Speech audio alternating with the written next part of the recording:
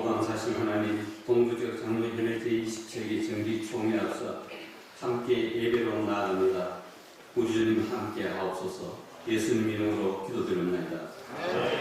찬송가 10장 함께 부르고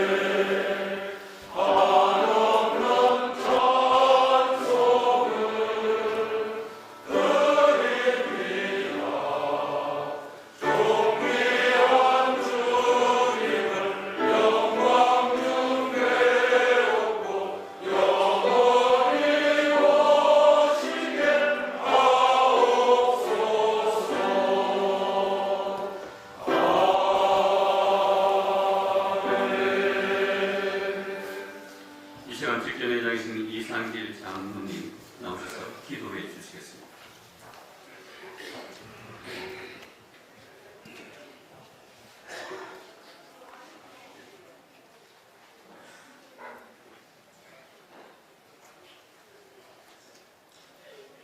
영원히 영광 받으시기에 합당하신 아버지 하나님, 좋은 일기 가운데 104년의 역사를 지닌 이곳 봉화제일교회에서 제27회기 동부지역 장로협의회 총회를 개최하시기에 하심에 감사드립니다. 많은 세상 사람들 가운데 주님의 일꾼으로 저희들을 장로로 세워주시고 강로에 모범된 일꾼으로 일할 수 있게끔 인도해 주심에 더욱 감사를 드립니다. 하늘의 계자씨가 되어 겸손과 선진과 헌신으로 동부지역 장로협의회를 섬기겠다는 각오로 26회기를 출발한 박영배 회장님을 임원 여러분과 함께 우리 협의회를 업그레이드 시켜주심에 아버지께 감사드립니다. 아버지 하나님, 오늘 취임하는 안병주 장로님의 회장 취임을 아버지께 감사드리며 새로운 회장님과 새로이 조직되는 임원들로 하여금 이 한 회기 동안 주어진 사명 잘 감당하게 인도하여 주시옵소서.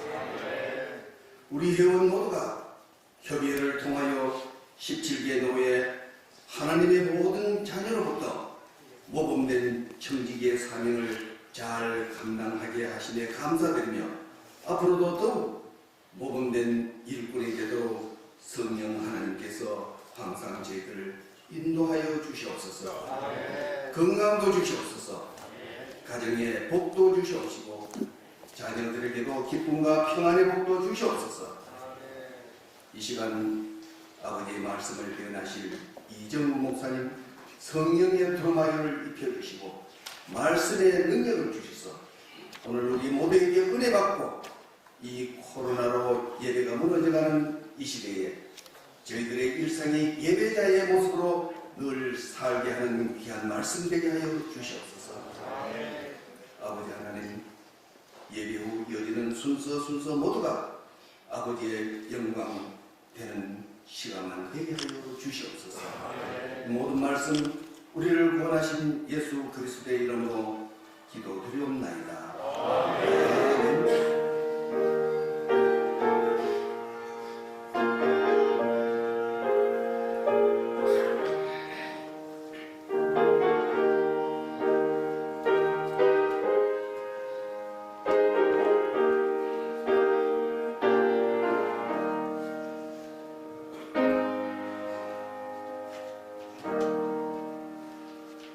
예, 서기 되시는 서기공장님 성경 공독해 주셨습니다.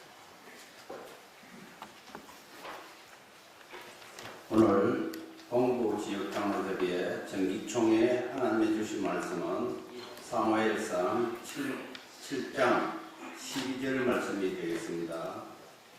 사무엘상 7장 12절 말씀입니다. 제가 공독하겠습니다.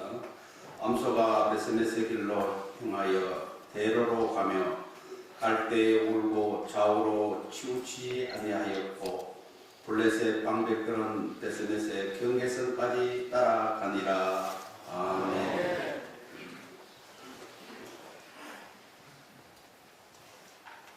예, 이 시간에는 전부위원 되시고 영일문 교회 대장님이신 박상준 장로님으로서 특송해 주시겠습니다.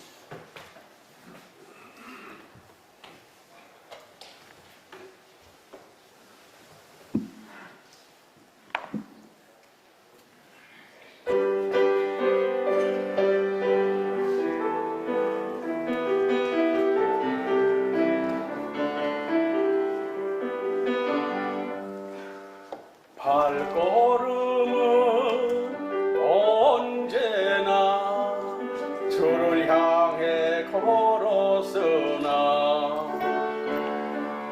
나의 맘과 눈길은 세상을 향하였네.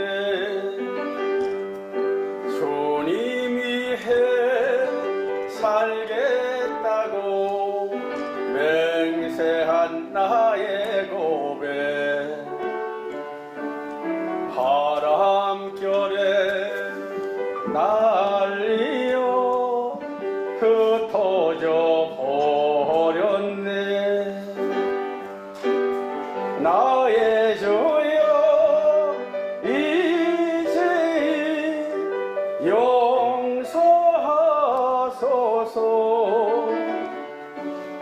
이제는 그 사랑 전하리라. 이 세상 끝날까지.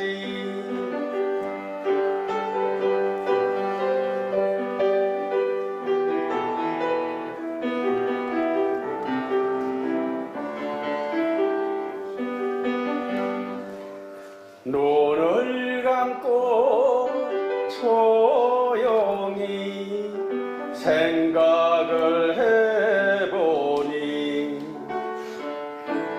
지금까지 살아온 길 주님이 인도했네.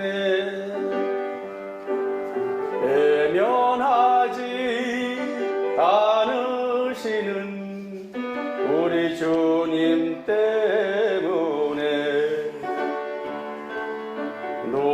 눈물로 살아온 길 웃음으로 변했네.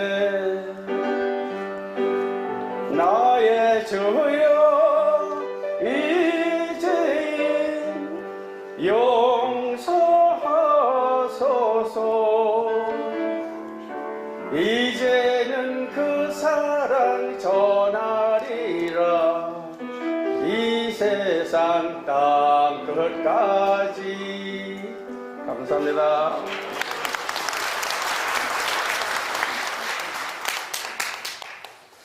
이 시간 경북기독교 총회연합회 대표회장 되시고 안동 서구에 심하신 이종호 목사님 나오셔서 하나님만 보고 갑시다 하는 말씀으로 말씀 전하실 때 큰 눈에 되시기 바라겠습니다. 네, 먼저 동부지역 청회로 모인 우리 장로님들 축하를 드립니다. 네, 전에 기독교 총연합 회장을 하고요. 지금은 아닌 감사합니다. 다 위기라고 합니다. 위기. 우리 장로님들 위기를 거꾸로 읽으면 뭐가 되죠? 아직 모르시는가 봐요. 위기를 한번 바꿔서 읽어보면 기회가 됩니다. 우리는 또 다른 기회로 맞이하는 기간이 됐으면 좋겠다 이런 생각을 했는데 가장 중요한 것이 오늘 한국교회가 신뢰도가 뚝뚝 떨어진다고 이야기를 합니다. 이것도 우리가 기회로 만들었으면 좋겠다. 그런 열망과 소망이 있으면 한번 아멘 하시기 바랍니다. 그 아멘 갖고는 안 될 것 같아요. 정말로 하나님 뜨거운 열망과 뜨거운 가슴을 갖고 우리는 위기를 맞이했지만 우리는 기회로 우리 장로님들이 한국교회를 새롭게 할 열망이 있으면 함께 아멘 합시다. 조금 더 커졌습니다. 한 번 더 기회를 드리겠습니다. 우리가 하나님을 닮아간다는 것이 상당히 어렵습니다. 직분을 수행한다는 것은 쉽습니다. 목사직을 한다는 거 어렵지 않습니다. 장로직으로 봉사한다는 어렵지 않습니다.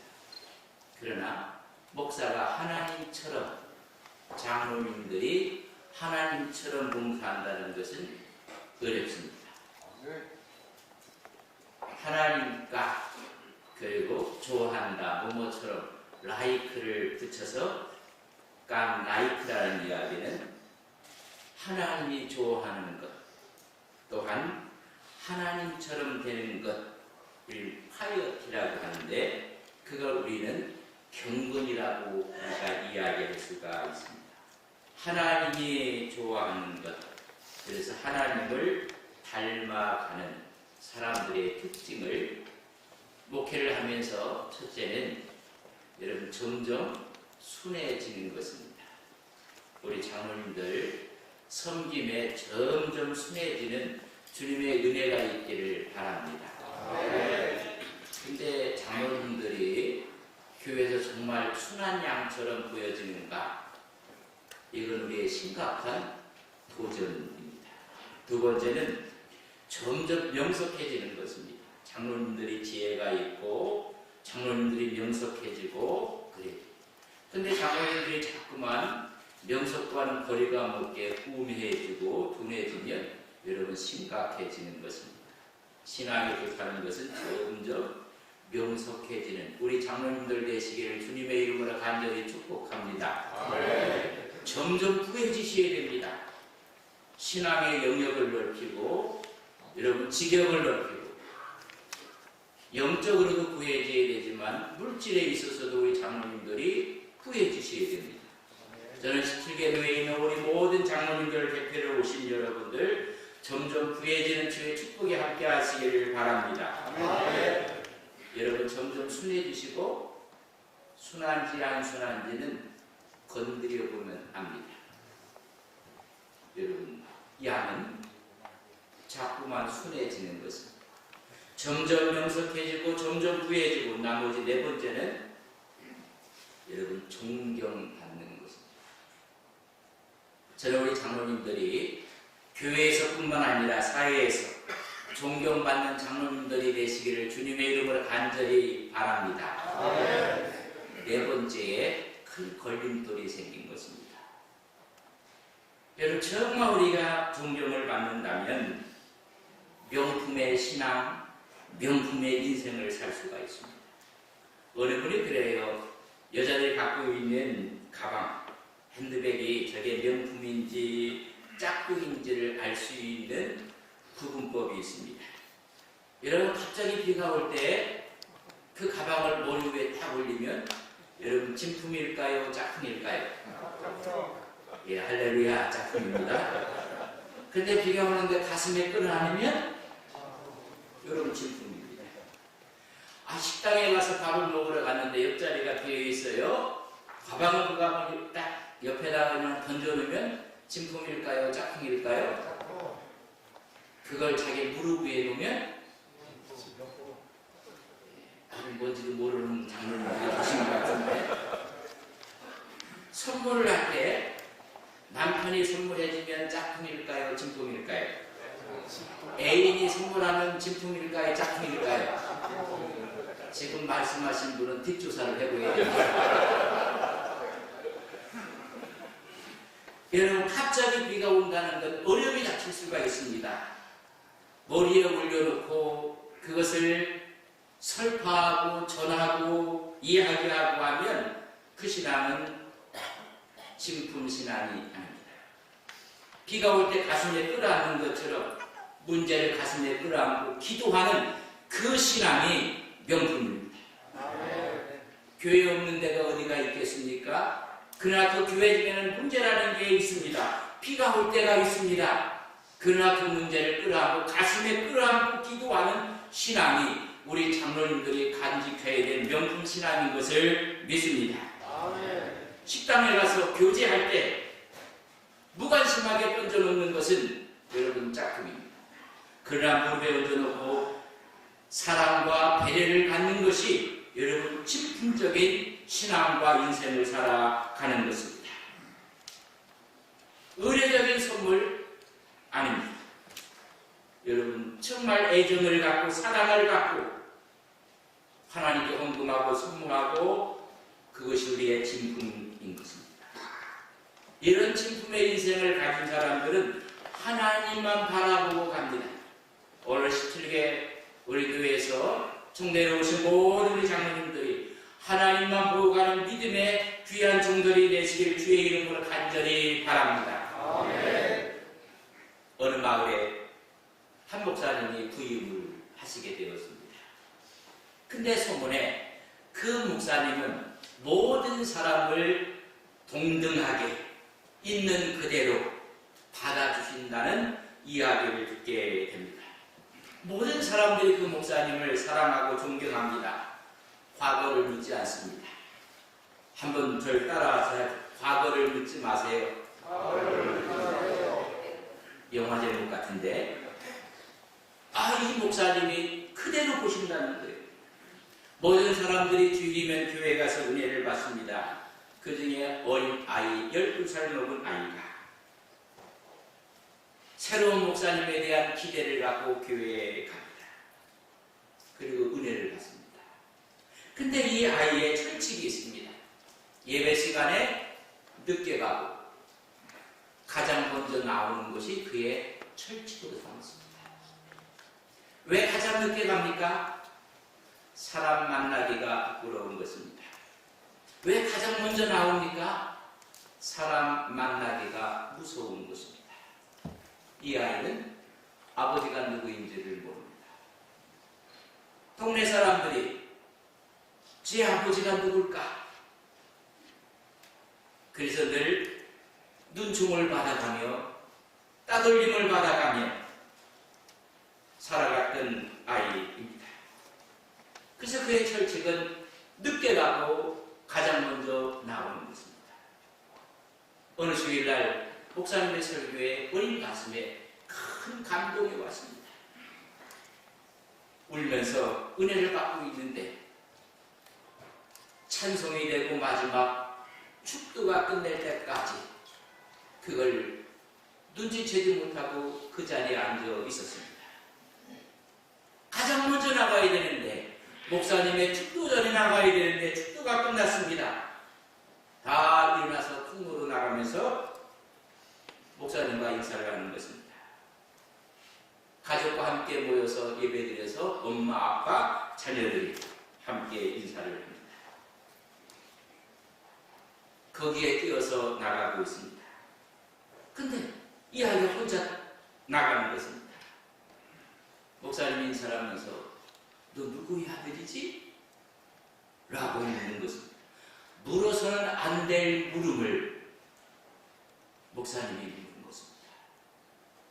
그때 주위에 있는 사람들이 전체가 시선을 바라보고 있었습니다. 너 누구의 아들이야? 다 부모와 함께 예배당에 왔는데 얘가 멈칫거리니까는 목사님이 하는 말, 그래, 내가 너 누구의 아들인지 내가 안다. 주위에 있던 사람들이 전부 다 긴장을 하기 시작했습니다. 아니, 제가 누구의 아들인지 모르고 우리가 있는데 목사님이 제 아버지를 알고 있다니. 그러면서 하는 말이, 너는 아버지를 닮았기 때문에 내가 쉽게 알아볼 수가 있다. 역성을 전부 다 초긴장을 했습니다. 이 아이는 고개를 들 수가 없었습니다. 그때 목사님이 하는 말이, 너는 하나님의 아들이야.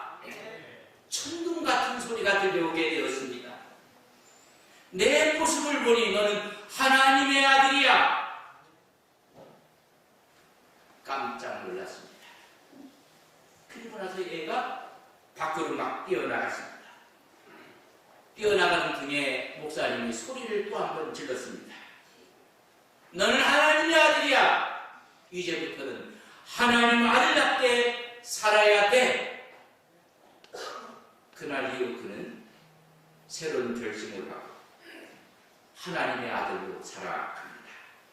미국의 테네시주의 주지사를 지낸 벤 쿠퍼의 이야기입니다. 너는 하나님의 아들이라는 것. 인생이 바뀌고 그의 신앙으로 그의 인생은 명품이 되고 말았습니다. 오늘 본문 한 절 읽었지만 감동적인 이야기입니다. 하나님만 바라보고 나가야 될 이스라엘 백성들이 하나님을 바라보지 나가지 못하기 때문에 암소 2마리를 통해서 그들에게 하나님은 데몬스트레이션을 하는 것입니다. 하물며 이 암소도 사명이 있어서 베세메스로 올라가고 있는데 너희 이스라엘 백성들은 어찌하여 하나님을 바라보지 않느냐는 하나님의 호령 같은 메시지의 상징적인 이야기입니다. 사무엘상 4장을 읽어보면 이스라엘과 블레셋이 전투가 벌어집니다. 이것을 우리는 아벡 전투라고 합니다. 이스라엘이 이길 줄 알았지만 패배해서 3,000명이 여러분 죽습니다. 한 4,000명이 전쟁에서 죽고 나서 2차 전쟁을 할 때는 안 되겠다. 우리가 하나님의 언약궤를 진중으로 모시고 가자. 그러면 우리가 이길 것이다. 그들은 사기를 갖고 하나님의 언약궤를 진중에 갖고 나갔습니다. 그러나 보기 좋게 패하고 말았습니다. 3만 명이 죽었습니다. 하나님의 언약궤는 블레셋에게 빼앗기고 말았습니다. 종교적인 편법을 쓰고 말았습니다. 종교적인 술수를 그들은 자양했던 것입니다. 빼앗겼던 하나님의 언약궤는 다곤 신전에 바쳐지고 말았습니다. 그러나 그 다음날 다곤 신전이 엎드려지고 그 다음날 목이 여러분 베어지고 이런 사건이 벌어졌습니다. 여러분 이방 신전의 전리품으로 바쳐졌던 이 수고를 겪었지만 하나님은 지금도 살아계시고 역사하신 능력이 있어서 다곤 신이 무너지고 말았습니다. 오히려 그것 때문에 아스돗에 큰 재앙이 생겼고 독종이 났습니다. 그래서 이것을 배를 가드로 옮기고 에그리로 옮길 때마다 독한 중기가 났고 하나님의 재앙이 그 도시들을 치고 말았습니다. 그들은 결정하기를 이 언약궤 때문에 우리 블레셋이 다 문제가 생기니까 돌려보내자는 것입니다. 회의를 해서 이걸 이스라엘로 돌려보내는 장면입니다. 그때 그들이 꾀를 냅니다. 이것은 하나님의 저주가 아니라 우연이다. 우연이라는 것을 만들기 위해서 암소 2마리에다가 하나님의 언약궤를 싣고 이것이 곧바로 베세메스로 올라가면 하나님이 저주를 내린 거고, 만약에 올라가지 않고 그 길을 가지 않고 자기 새끼에게 간다면 이건 우연이다. 우연을 가장하고 싶은 생각이었습니다. 전나는 암소 2마리, 그리고 2 어미수를 함께 보조를 맞춰서 한 번도 가보지 않는 베세메스로 올라가도록 여러분 다 그들이 만들어 놓고 자기들이 빠질 수 있는 길을 또한 만들어 놓은 것입니다. 만약 앞만 보고 올라간다면 이건 하나님의 죄악이다. 여러분, 사람의 본능도 있지만 동물의 본능은 억제할 수가 없습니다. 젖은 불고 젖은 떨어지고 뒤에 새끼가 울고 있다. 그렇다면 모성적인 본능이 얼마나 강하겠습니까? 펄펄 뛰었을 것입니다. 그러나 그의 몸에 하나님의 언약궤가 딱 접촉하는 순간 소들은 더 이상 뛰지 않았습니다. 울었습니다. 좌우도 돌아보지 아니하고 보조를 맡아가며 베세메스로 올라갔습니다. 펄펄 뛰었던 통제 불능이었던 암소 2마리가 하나님의 언약궤가 그의 몸에 닿는 순간 그들은 조용해졌습니다. 눈물만 흘릴 뿐이고 앞으로 갔습니다. 좌우에 있는 어떤 길에도 마음을 쓰지 아니했습니다. 하물며 동물도 하나님의 언약궤가 닿는 순간 그들은 잠잠해졌습니다. 우리가 하나님을 섬기는 하나님의 사람들입니다. 하나님 말씀이 우리 앞에 다가오는 순간 우리의 육적인 모습이 펄펄 떴다가도 우리는 잠잠해야 합니다. 하물며 동물까지도 하나님은 이스라엘 백성들에게 데몬스트레이트를 하고 있는 것입니다. 하나님의 말씀을 붙잡고도 우리는 펄펄 뛸 때가 얼마나 많이 있었습니까? 여러분, 가장 중요한 것은 태도입니다. 사람은 볼 때 전부 다 외모를 봅니다. appearance. 그러나 두 번째 보는 것이 있다면 그 사람의 실력과 능력을 봅니다. ability. 하나님은 거기에 관심 없습니다. 하나님의 관심은 attitude. 그 사람의 태도와 자세에 하나님 관심이 있습니다. 마지막 하나님의 언약궤가 닿는 순간 그의 태도는 순종이었습니다. 여러분, 베세메스를 올라갔던 그 2마리 암소의 마지막 모습이 뭔지 아십니까? 환영받고 칭찬받는 것이 아니라 재물되고 말았습니다. 하나님의 언약궤를 옮긴 2 암소는 재물되고 말았습니다. 높고 높은 하나님께서 그의 독생자 예수 그리스도를 이 땅에 보내셔서 우리에게 사랑과 구원의 참모습을 보여주시고 우리 주님은 갈보리 언덕에서 십자가상에서 제물이 되셨습니다. 하나님의 귀한 역사를 옮긴 2마리 암소는 제물대죠. 하나님께 번제로 드려졌습니다. 우리 주님도 이 땅에 오셔서 하나님의 언약궤를 실어오듯이 하나님의 임재와 하나님의 사랑을 우리에게 가져오시고 그분 스스로 구원의 역사를 이루기 위해 십자가상에서 제물을 되셨습니다. 하나님만 보호하는 사람은 마지막 재물 되는 것입니다. 오늘 한국교회 위기가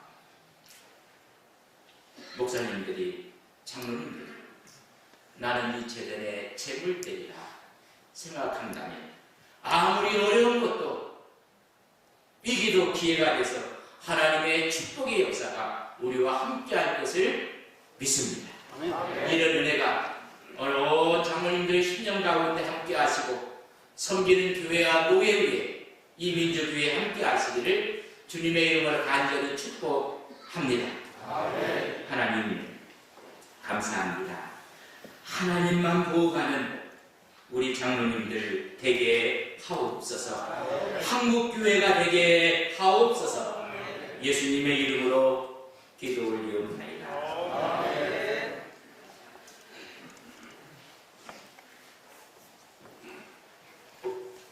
예, 함께 찬송가 말씀을 생각하시면서 288장 찬송을 드리겠습니다.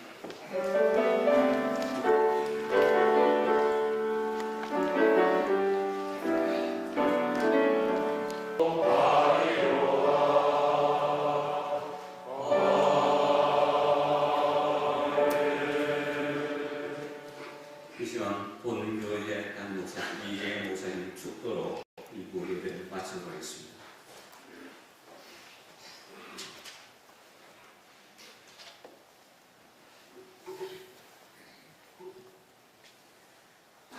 지금은 우리의 생명의 주인 되시며 온 우주 만물 가운데서 하나밖에 없는 영원 생명을 구원하시기 위해서 이 땅에 내려오신 우리 구주 예수 그리스도의 은혜와 천주인 만물의 주인 되시며 생명 한 생명 한 생명까지 친히 사랑하신 하나님 아버지의 크신 사랑하심과 성령의 내재 충만한 역사하심, 하나님만 바라보고 나아가는 동부지역 모든 장로님들과 저들의 교회와 저들의 신령들 위해 앞으로 새롭게 결성되는 임원들 위해 주님의 놀라운 축복이 있기를 간절히 축원하옵나이다. 아멘.